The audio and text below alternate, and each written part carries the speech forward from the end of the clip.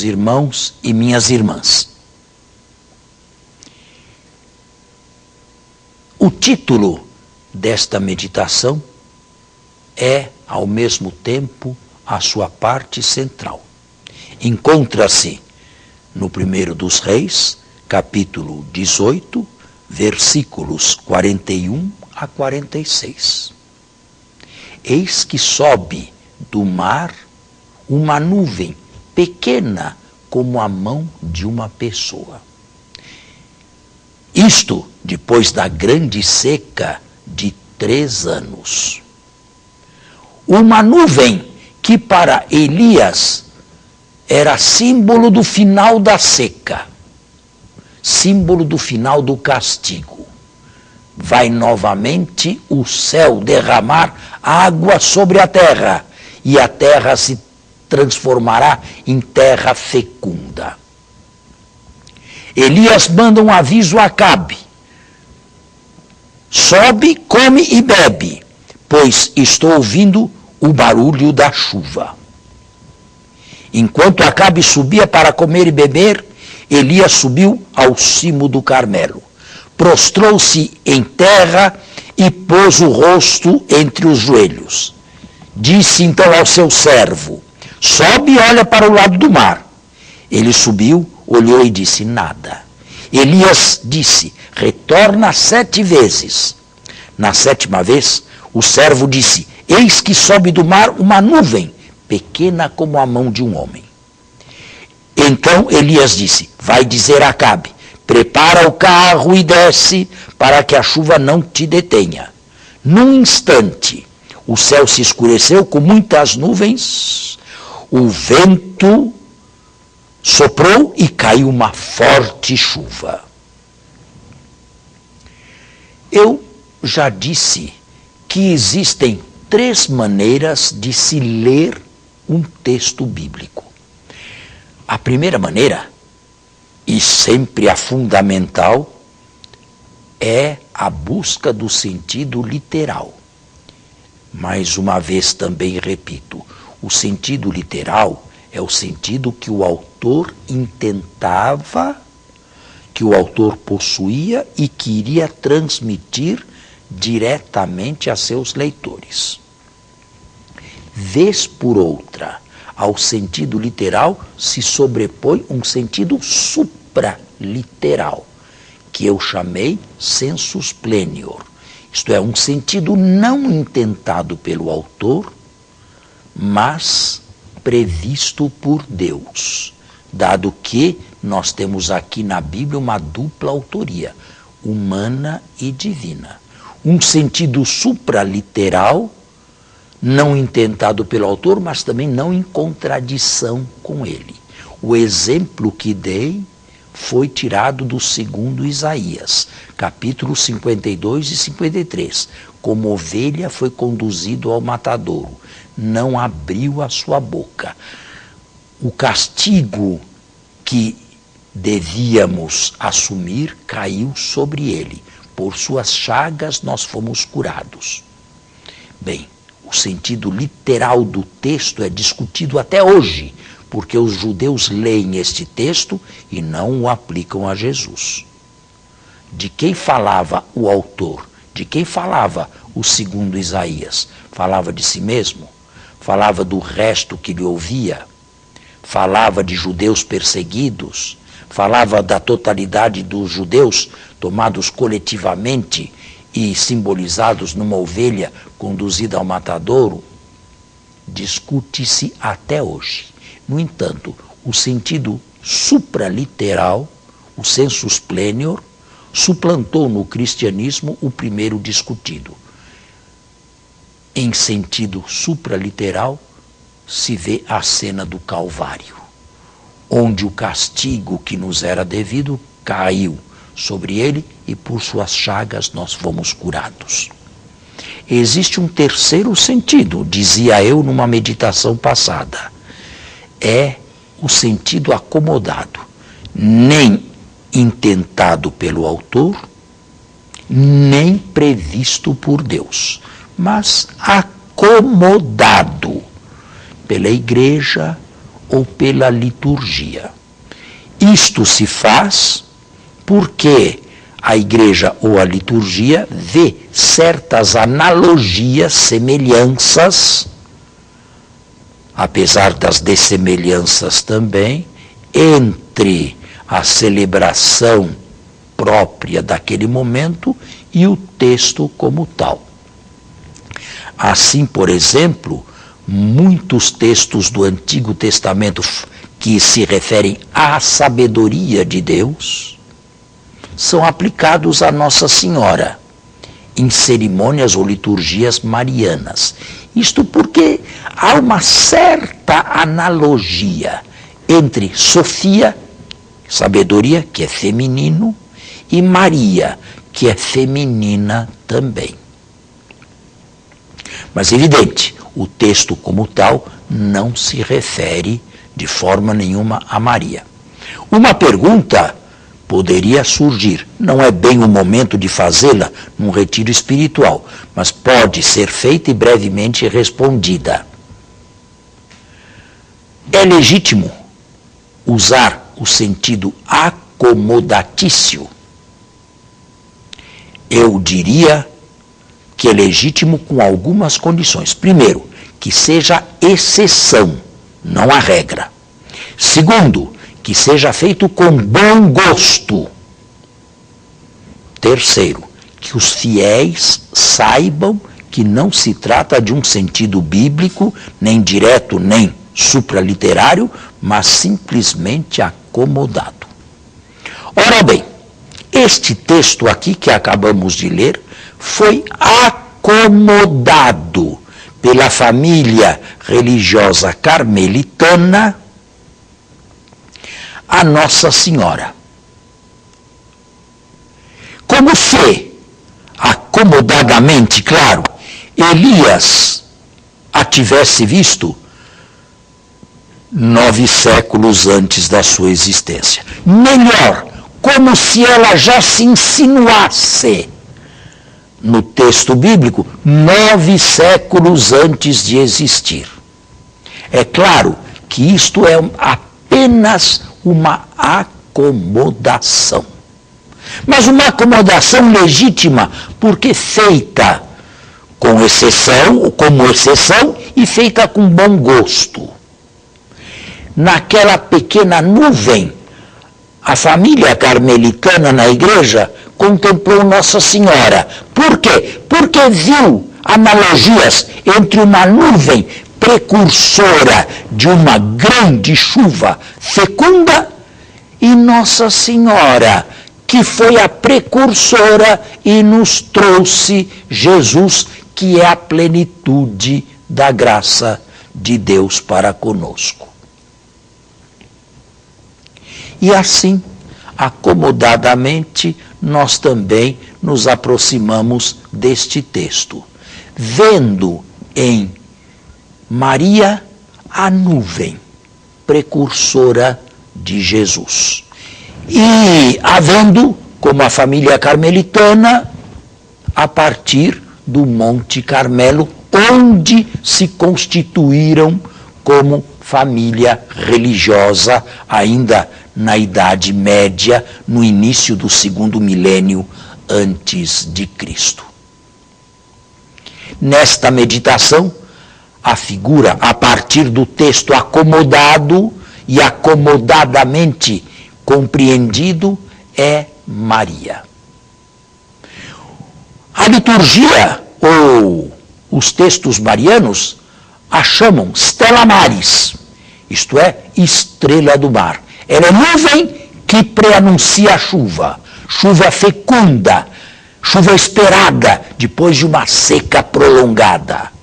Ela também é estrela do mar que nos conduz ao porto seguro.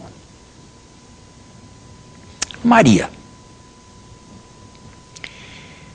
Eu me recordo da devoção mariana no pré-concílio, na época pré-conciliar, no final dos anos 50 e durante a primeira metade dos anos 60. Confesso que era forte forte na igreja a piedade mariana. Basta examinarmos o número de igrejas que numa diocese está dedicada ou estão dedicadas a Maria. Paróquias numerosas dedicadas a Nossa Senhora, sob os mais diversos títulos, mas é uma só. Nossa Senhora está sempre presente em qualquer uma das nossas celebrações litúrgicas. Não há celebração litúrgica católica onde Maria não seja mencionada explicitamente, a partir da Eucaristia. A Igreja faz questão de celebrar qualquer gesto litúrgico sob os olhos de Maria. Aquela devoção mariana dos anos 50, 60, mas também anteriores aos anos 50, já não é parte da minha vida, era uma devoção forte, era uma devoção arraigada. Todos os católicos sabiam rezar Ave Maria, tão forte, tão arraigada, que a característica do católico e aquilo que o distinguia do protestante era a devoção mariana. Aquele que aceitava Maria era católico. Aquele que não aceitasse Maria não seria católico, seria protestante. Os católicos elevavam, os protestantes denegriam. Mas eu confesso que aquelas devoções legítimas, bonitas, aquelas cerimônias eram muitas vezes exteriores, superficiais e não transformavam a ninguém. Preciso ser mais claro e dar exemplos. É fácil levar uma rosa para Maria.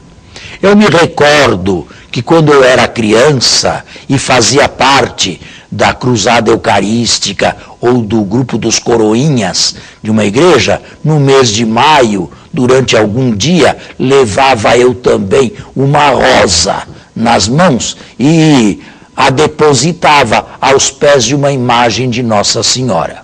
Eu me recordo de carregar no peito uma fita com uma medalha de Nossa Senhora.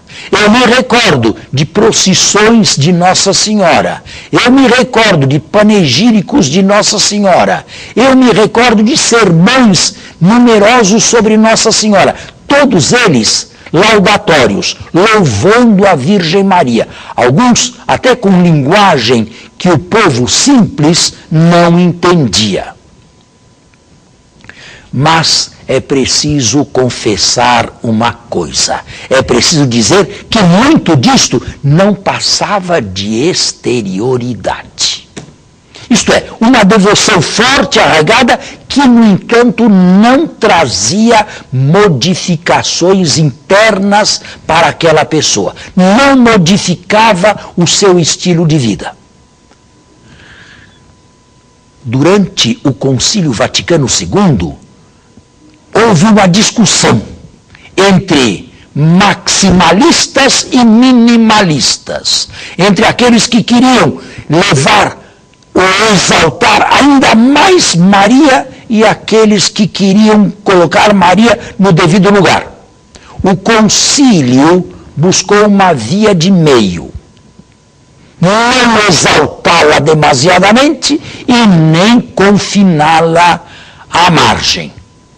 Não um documento, todo ele dedicado a Maria, como desejavam os maximalistas, mas colocar Maria dentro da igreja, na Constituição Lumen Gentium, pois Maria, embora membro excelente, o mais excelente de todos, está dentro da igreja. E a igreja é mais do que Maria, porque a igreja contém Maria e contém todos os outros também que não são Maria. após o Concílio Vaticano II, e eu me recordo bem, no final dos anos 60 e 70, e dali para adiante, a devoção mariana na nossa igreja decaiu profundamente. E houve até exageros extremos opostos. Quem desqualificasse qualquer devoção à Nossa Senhora. Quem banisse os altares de uma imagem de Nossa Senhora. Quem proibisse uma procissão em louvor de Nossa Senhora. Claro, exageros, reações extremas. Mas uma situação desagradável. Não se sabia exatamente onde pôr Maria e, o que é pior, o que fazer com Maria. Dada a ênfase que o Concílio Vaticano II colocou em Jesus Cristo, o mediador, o único mediador da nova aliança, e na Igreja de Cristo. O que fazer com Maria? Recordo-me também que naquela ocasião surgiu um documento, a meu ver, não o último, mas o mais belo de todos. Um documento redigido pelo Beato Paulo VI, que eu pessoalmente conheci durante o meu tempo de estudos em Roma, estando com ele pessoalmente 2 vezes. Um documento que se chama Marialis Cultus, o culto mariano. E um documento que, infelizmente, não foi bem recebido pela igreja. Não no sentido de o ter afastado, mas no sentido de não ter ele realizado aquilo a que se propunha. Ou seja, não modificou de imediato a crise. É difícil, é delicado falar num culto mariano. Porque se fala de Cristo, não se pode simplesmente transpor-se de Cristo a Maria, como se estivéssemos simplesmente falando de 2 pessoas diferentes, de um filho e depois de sua mãe. Não, Jesus Cristo é filho de Deus, Jesus Cristo é divino. Jesus Cristo é divino. Maria não é divina. E a diferença entre de Deus e a criatura, entre o divino e o humano, é infinita, é intransponível. Também no caso de Maria, que é criatura, não é divina. Portanto, não se trata simplesmente de passar de uma pessoa para outra, de passar do filho para a mãe. Se trata de passar de Deus para com a criatura, para com uma criatura. E esta passagem nem sempre é bem compreendida, nem sempre é bem explícita. Para complicar ainda mais as coisas, no passado se intitulou Nossa Senhora de praticamente tudo. E o termo mais usado foi rainha. Rainha do céu, rainha da terra, rainha dos anjos, rainha dos apóstolos, rainha dos mártires, rainha de todos os santos. Mas o título, o termo rainha, é um vocábulo ambíguo, porque nós conhecemos as poucas rainhas que existem neste mundo, e sobretudo no mundo ocidental. São pessoas distantes, são pessoas que não se veem, são pessoas que não dialogam com o povo, são pessoas que não se aproximam, são pessoas que vemos de quando em quando apenas nas câmeras de televisão. Não são pessoas que se preocupam diretamente com A, com B ou com C. Ora, se isto aqui se transpõe para Maria, se acaba por imaginar que Maria seja a cópia celeste de uma dessas figuras terrestres distante de nós. Bem, o documento Marialis Cultus de Paulo VI traça uma linha contrária. E esta linha veio reger uma nova ladainha, bem conciliar e bem mais evangélica a respeito de Nossa Senhora. Ao invés de rainha, serva, mãe, advogada. Ao invés de rainha, aquela que está perto daquele que o invoca. E assim, nós podemos dizer que quanto mais uma pessoa se aproxima de Deus, tanto mais eficaz é a sua presença e a sua ação para com cada um de nós. Nossa Senhora nos conhece a todos? Pergunta que se faz. Conhece cada um de nós? Eu me recordo, muitos anos atrás, quando acabei de celebrar uma missa, veio uma mulher, uma senhora, de meia idade, seus 50 anos, na sacristia, procurar-me desesperada. Ela tinha acabado de perder o seu marido e não se conformava. E queria saber de mim se quando ela morresse e fosse para a vida eterna, ela se reencontraria novamente com o seu marido falecido com pouca idade. Bem, em primeiro lugar, eu me assustei, me surpreendi e tive dó daquela senhora, que estava muito mais preocupada na vida eterna em reencontrar seu marido do que contemplar Deus face a face. Mas depois disse a ela, a senhora não só conhecerá seu marido, transformado evidentemente, não como o deixou neste mundo, transformado para melhor, mas conhecerá pessoalmente a todos os eleitos de Deus. Neste mundo isto não é possível.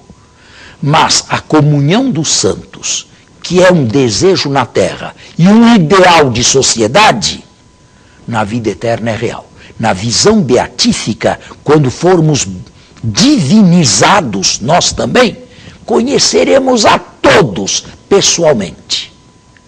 O que é impossível agora será possível depois. E mais, se Maria está na visão beatífica, Maria conhece a todos nós e a cada um de nós em Deus.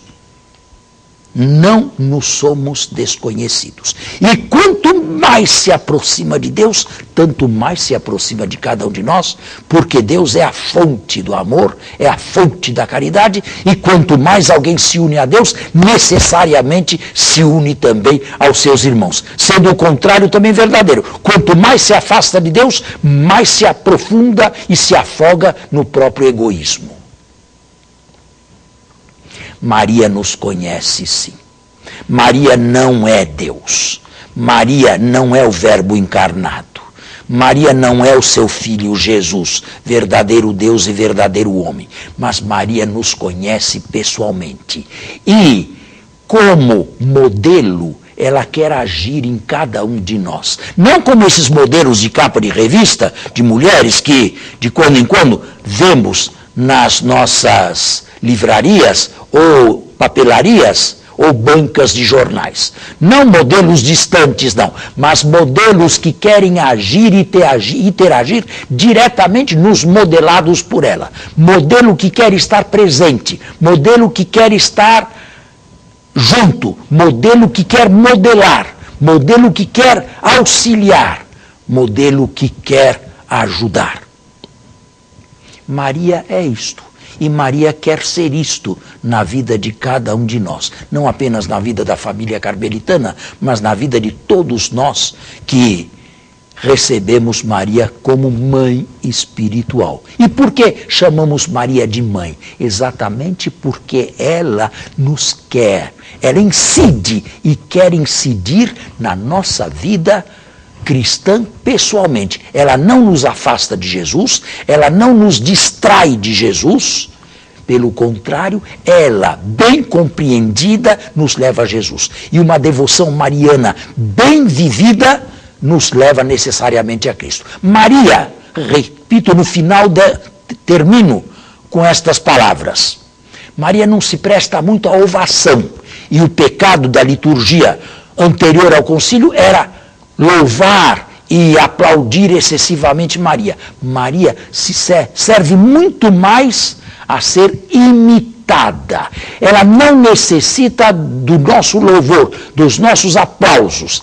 Ela quer ser imitada e incide em cada um de nós, procurando, com jeito materno, levar-nos a Jesus. É esta a sua missão. E no final desta meditação, nós perguntamos como é o seu relacionamento pessoal com Maria. Qual é a posição que Maria ocupa na sua vida cristã?